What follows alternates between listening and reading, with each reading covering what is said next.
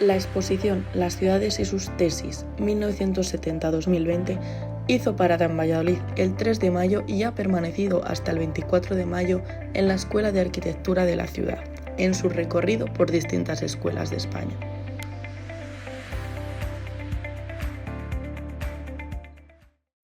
Esta exposición nació como iniciativa del catedrático Carlos Llop, que puso en contexto a los asistentes a la jornada inaugural con una breve explicación sobre la exposición, sus integrantes, sus orígenes y sus objetivos. 5 palabras clave y 25.000 más.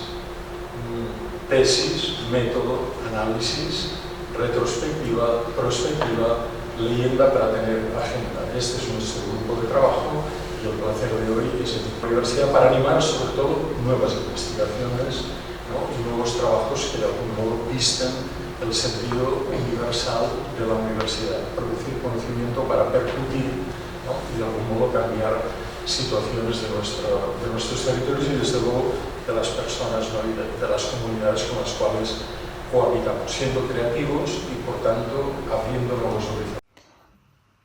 En esta jornada se contó con la participación de Céline Bas, profesora experta en el urbanismo español de la segunda mitad del siglo XX. En su ponencia abordó la institucionalización del planeamiento urbano en España después de la Guerra Civil y profundizó en la génesis de la política urbanística española. La verdad es que la posición de los arquitectos y aún más de los arquitectos urbanistas en el nuevo Estado era frágil o débil. Lo muestra, por ejemplo, el hecho de que no consiguieron la creación de un Ministerio de Arquitectura y Urbanismo que anhelaban. La verdad es que este proyecto ya se había desarrollado por una parte de la profesión antes de la Guerra Civil y estaba asumido por arquitectos del bando republicano y del bando también franquista. Y en el bando franquista intentaron imponer esta idea, pero no prosperó. Tras esta primera ponencia se dio paso a una mesa redonda moderada por el director de la Escuela de Arquitectura de Valladolid, Juan Luis de las Rivas, en la que se abordó como tema principal las perspectivas actuales de investigación en urbanismo. La primera ponente fue Izaskun Aseguinolaza, profesora de la Universidad del País Vasco, integrante del grupo de investigación Caviar, Calidad de Vida en Arquitectura, y que quiso compartir con los asistentes su participación en 3 tesis. Considera que hay unos espacios que los llamamos intermedios, ¿no?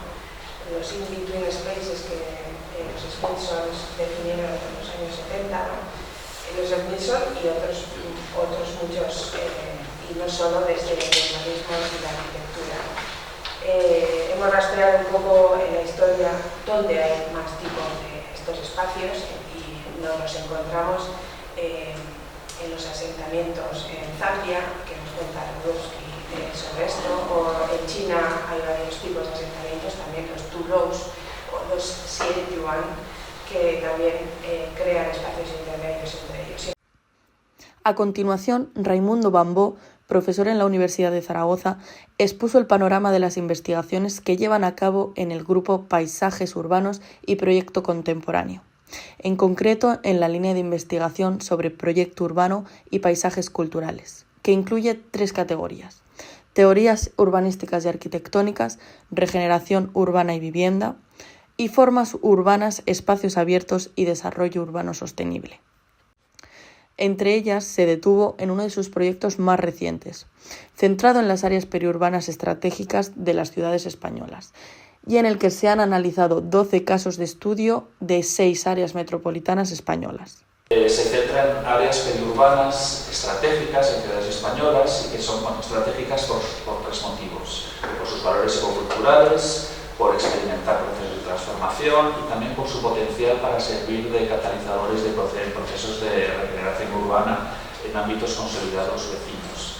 En ella realizamos 12 casos de estudio de 6 ciudades o de 6 áreas metropolitanas españolas, que las vemos aquí: Alicante y Elche, Barcelona, Madrid, Valladolid, Valencia y Zaragoza. Finalmente, Pablo Martí, profesor en la Universidad de Alicante, resumió la trayectoria de su grupo de investigación, diferenciando 3 etapas: el análisis de la realidad territorial de la costa alicantina mediterránea, en su momento la que tenía con mayor superficie en desarrollo en Europa, el turismo en este mismo ámbito, estudiando cómo era la estructura física de esta industria y, por último, la actividad humana y su soporte construido en ciudades y territorios a través del análisis de diferentes redes sociales y con el objetivo de plantear estrategias de intervención y mejora.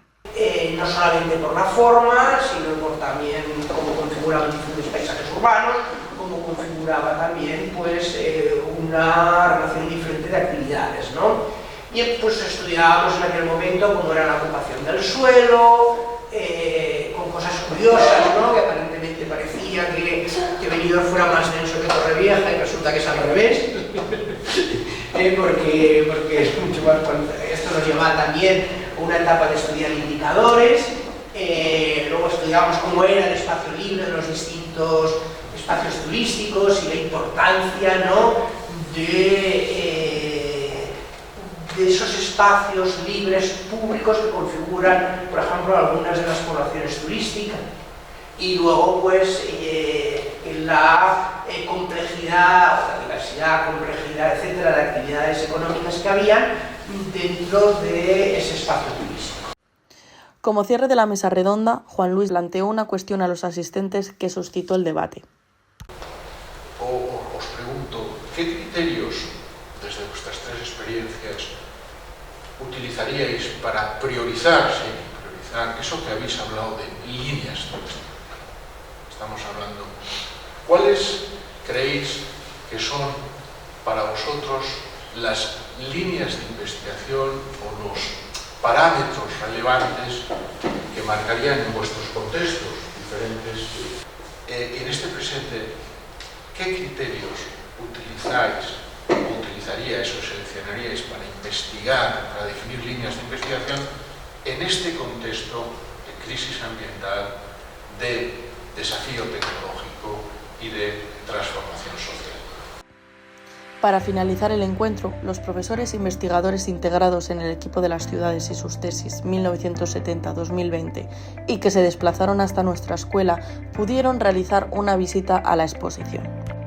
La muestra incluye una línea de tiempo con una selección de las tesis doctorales sobre ciudades españolas que se han defendido entre 1970 y 2020 en departamentos de urbanismo y afines, acompañada de unos paneles que, a través de planos y fotografías, exponen la historia urbana y urbanística de 12 ciudades: Alicante, Barcelona, Bilbao, La Coruña, Logroño, Madrid, Pamplona, San Sebastián, Sevilla, Valencia, Valladolid y Zaragoza.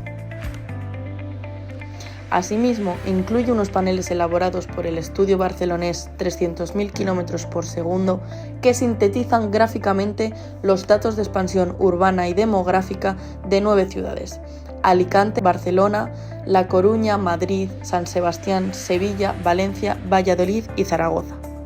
Esta parada en Valladolid es una más dentro de un recorrido que habrá de culminar en Barcelona, mientras que el equipo formado en torno a esta iniciativa espera poder seguir avanzando en ella a través de un proyecto de investigación.